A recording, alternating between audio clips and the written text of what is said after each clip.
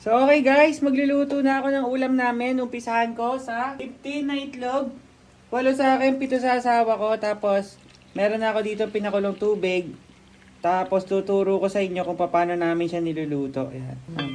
7 minutes. Tatakpan ng paganto lang. Kasi pag sinagad nyo, mababasag yan. 7 minutes, alam tayo. 5 minutes, check natin, kumukulo. Check natin kung may basag. Okay, natapos na ang 7 minutes. Mukhang wala namang pumutok. Yan, may isa. Ayan. So, papatayin natin yan. Mag-alarm ulit tayo ng 10 minutes. So, okay guys. After 10 minutes na paghihintay, ayan, makikita nyo yung una natin ngayon. Oh. Itlog, ganyan. Binubukod ko siya para bantuan ng tubig para matapos na yung cooking process niya. Kasi pag hindi pa natin inahon yan, maiiga na yung itlog. Mag-iitim. Tapos, lalagyan niya ng tubig para ganyan, cold water. Kita ko sa inyo kung paano ko binabalataan. Pupukpukin ko lang yan dito.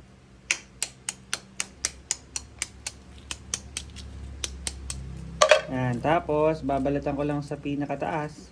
Pababa. Titingnan natin kung gaano siya kabilis matanggal. Ganon. Buksan natin.